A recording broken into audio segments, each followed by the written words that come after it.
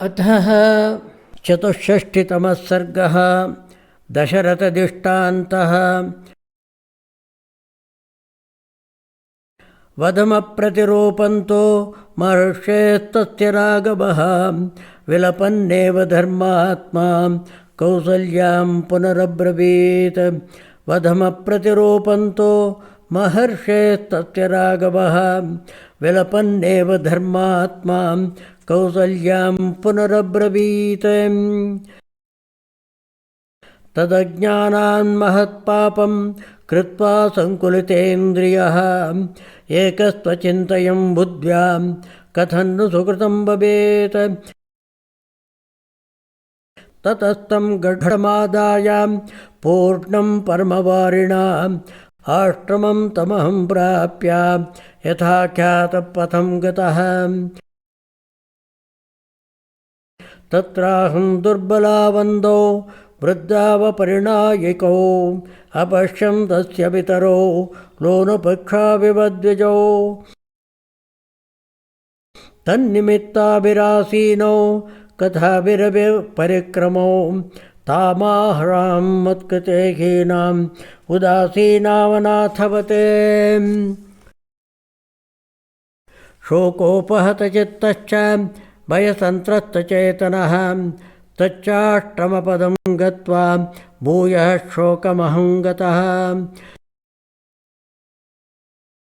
पदशब्दं तु मे श्रुत्वा मुनुर्वाक्यमभाषत किञ्चिदायसि मे पुत्र पानीयं क्षिप्रमाणय। यन्निमित्तमिदं तात सलिले क्रीडितं त्वया उत्कण्ठिता ते मातेयं प्रविश क्षिप्रमाश्रमम्। यद्विलेकं कृतं पुत्र मात्रा ते यदि वा मया न तन्मनसि कर्तव्यं त्वया तात तपस्विनां। गतिस्त्वमगतीनां च चक्षुस्त्वं येन चक्षुषां समासक्तास्त्वयि प्राणाः किं त्वं नो नाभिभाषसे। मुनिमव्यक्तया वाचा तमहं सज्जमानया हेन व्यञ्जनया प्रेक्ष्य भीत इवाब्रवम्। मनसः कर्मचेष्टाभिः अभिसंस्तभ्य वाग्बलम् आचचक्षे त्वहं तस्मै पुत्रव्यसनजं भयम्। क्षत्रियोऽहं दशरथो नाहं पुत्रो महात्मनः सज्जनावमतं दुःखम् इदं प्राप्तं सकर्मजम्। भगवं चापहस्तोऽहं सरयूतीरमागतः जिगांसुष्वापदं कञ्चित् निपाने चागतं गजम्। तत्र श्रुतो मया शब्दो जले कुम्भस्य पूर्यतः दीपोऽयमिति वत्वायं बाणेनाभिहतो मया। गत्वा नद्यास्ततस्तीरम् अपश्यं विषुणा हृदि विनिर्भिन्नं गतप्राणं शयानं भुवि तापसम्। ततस्तस्यैव वचनात् उपेत्य परितप्यतः समया सहसा बाणाम् उद्धृतो मर्मणस्तदा। स चोद्धृतेन बाणेन सहसा स्वर्गमास्थितः भवन्तौ पितरौ शोचन् अन्धाविति विलप्य च। अज्ञानाद्भवतः पुत्रः सहसा विहतो मया शेषमेवं गते यत् स्यात् तत्प्रसीदतु मे मुनिः। स तच्छ्रुत्वा वचः क्रूरं मयोक्तमघशंसिनां नाशकतीव्रमायासम् अकर्तुं भगवान् मुनिः। स बाष्पूर्णनयनो निःश्वसन् शोककर्षितः मामुवाच महातेजाः कृताञ्जलिमुपस्थितम्। यद्येतदशुभं कर्म न त्वं मे कथये स्वयं फलेन्मूर्धास्मते राजन् सद्यः शतसहस्रदा क्षत्रियेण वधो राजन् वानप्रस्थे विशेषतः ज्ञानपूर्वं कृतस्थानात् श्रावयेदपि वज्रिणम् सप्तधातुफलोन्मूर्ध मुनौ तपसि तिष्ठसि ज्ञानाद्विसृजतः शस्त्रं तादृशे ब्रह्मवादिनी अज्ञानाद्यकृतं यस्मात् इदं तेनैव जीवसे अपि ह्यद्य कुलं न स्याद् इक्ष्वाकूणां कुतो भवान् नयनौ नृपतं देशम् इति मां चाभ्यभाषताम् अद्य तं द्रष्टुमिच्छावः पुत्रं पश्चिमदर्शनम् रुद्रेणानुलिप्ताङ्गं प्रकीर्णाजिनवाससं शयानं भुवि निस्संज्ञं धर्मराजवशङ्गतम् अताहमेकस्तं देशं नीत्वा तौ वृषदुःखितौ अस्पर्शयमहं पुत्रं तं मुनिं सह भार्यया तौ पुत्रमात्मनः स्पृष्ट्वा तमासाद्य तपस्विनो निपेततुः शरीरस्यां पिता चास्येदमब्रवीत्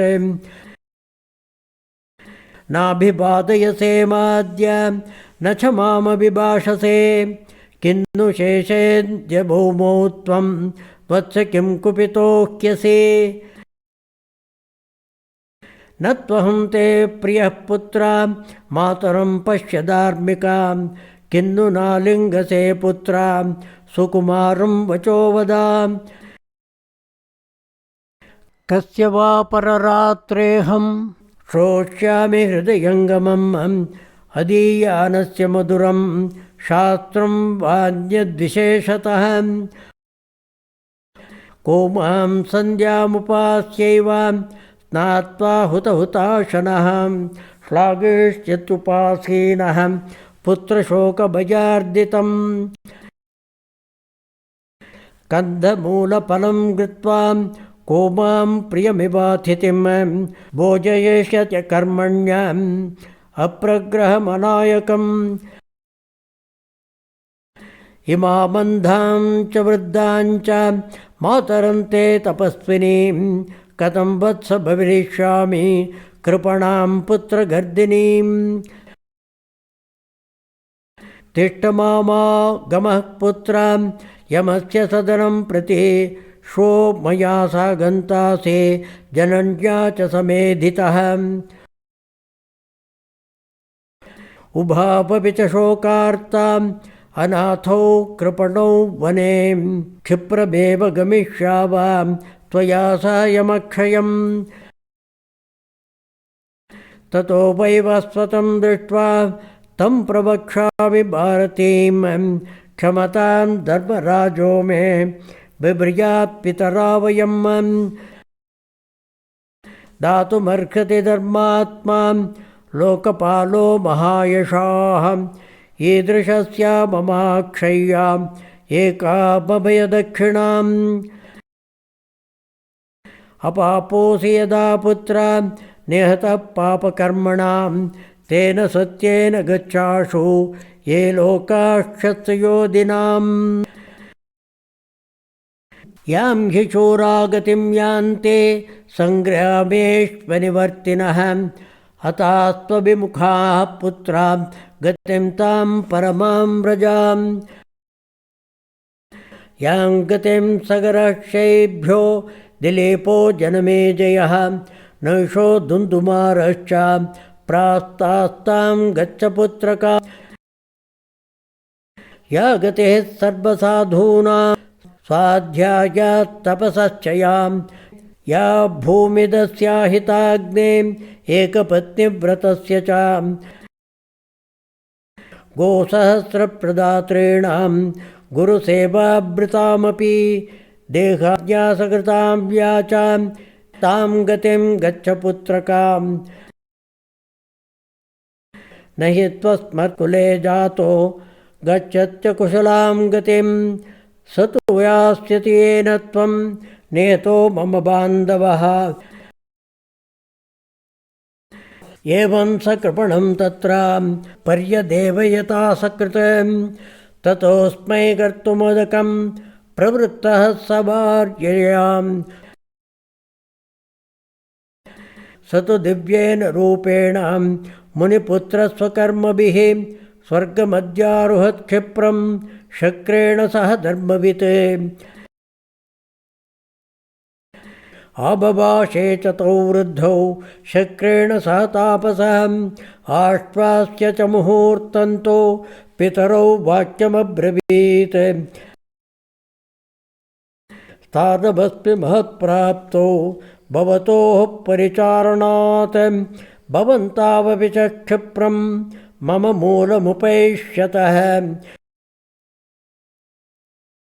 एवमुक्त्वा तु दिव्येन विमानेन मुमुष्मताम् आरुरोह दिवं क्षिप्रं मुनिपुत्रो जितेन्द्रियः। स कृत्वा तोदकं तोर्णं तापसः सह भार्ययां मामुवाच महातेजाः कृताञ्जलिमुपस्थितम्। अद्यैव जहि मां राजन् मरणे नास्ति मे व्यथा यच्छरेणैकपुत्रं मां त्वमकार्षेरपुत्रकम्। त्वया तु यदविज्ञानाद् निहतो मे सुतः तेन त्वाम् अभिशप्त्यामि सुदुःखमतिदारुणम्। पुत्रव्यसनजं दुःखं यदेतन्मम साम्प्रतम् एवं त्वं पुत्रशोकेन राजन् कालं गमिष्यसि। अज्ञानात् तु हतो यस्मात् क्षत्रियेण त्वया मुनिः तस्मात् त्वं नाविशत्याशु ब्रह्महत्या नराधिपाम्। त्वाम् अप्येतादृशो भावः क्षिप्रमेव गमिष्यते जीवितान्तकरो घोरो दातारमिव दक्षिणाम्।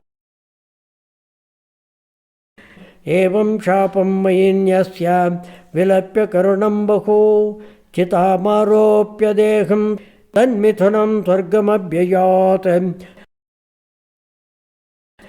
तदेतच्चिन्तयानेन स्मृतं पापं मया स्वयं तदा बाल्यात् कृतं देवे शब्दभेद्यनुकर्षिणाम्।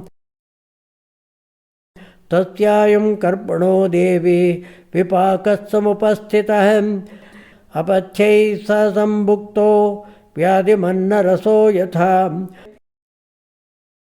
तस्मान्मागतं भद्रे तस्योदारस्य वद्वचः यदहं पुत्रशोकेन सन्त्यक्ष्याम्यद्य जीवितम्। चक्षुभ्यां त्वा न पश्यामि कौसल्ये साधु मां स्पृशाम् इत्युक्त्वा सरधं त्रस्तो भार्यामाह च भूमिपः। यमक्षयमनुप्राप्ता दक्ष्यन्ते न हि मानवाः यदि मां त्वं स्पृशेद्रामः सकृदद्य लभेत वाम्। धनं वा यौवराज्यं वा जीवेयमिति मे मतिः ये तन्मे सदृशं देवी यन्मया राघवे कृतम्। सदृशं तत्तु तस्यैव यदनेन कृतं मयि दुर्वृत्तमपि कः पुत्रं त्यजेद्भुवि विचक्षणः।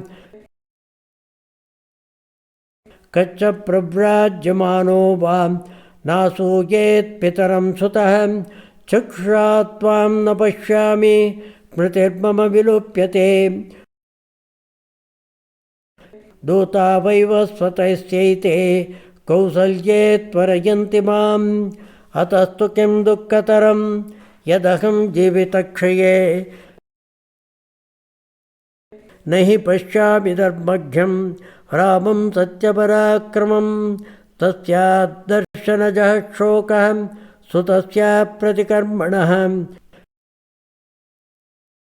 उच्छोषयति मे प्राणान् वारिस्तोकमिवा तपः न ते मनुष्या देवास्ते ये चारुशुभकुण्डलम् मुखं द्रक्ष्यन्ति रामस्य वर्षे 15 पुनः पद्मपत्रे क्षणं शुभ्रो सुदंष्ट्रं चारुनासिकम् धन्या द्रक्ष्यन्ति रामस्य तारादिपरिभं मुखं सदृशं शारदस्येन्दोः पुल्लस्य कमलस्य च सुगन्धि मम रामस्य धन्या द्रक्ष्यन्ति तन्मुखं निवृत्तवनवासं तमयोध्यां पुनरागतम् द्रक्ष्यन्ति सुखिनो रामं शुक्रं मार्गगतं यथा कौसल्ये चित्तमोहेन हृदयं सीदतीव मे वेदये न च संयुक्तान् शब्दस्पर्शरसानहं चित्तनाशाद्विपद्यन्ते सर्वाण्येवेन्द्रियाणि मे क्षीणस्नेहस्य दीपस्य संसक्ता रश्मयो यथा अयमात्मभवः शोको मामनाथावचेतसम् संसादयति वेकेन यथा कोलं नदीरयः हा राघव महाबाहो हा ममायासनाशना हा पितृप्रियमे नाथ हाद्यक्वासे गतः सुतां हा कौसल्ये विनश्यामि हा सुमित्रे तपस्विनी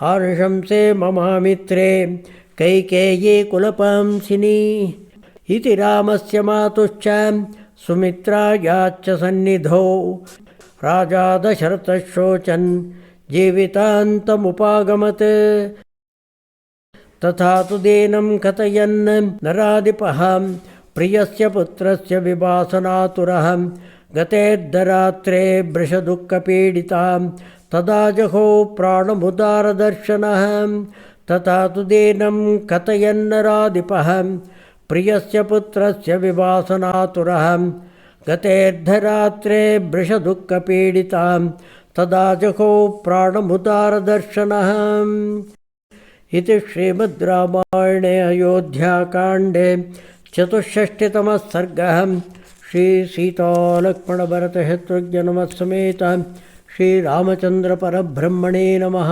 ओम्।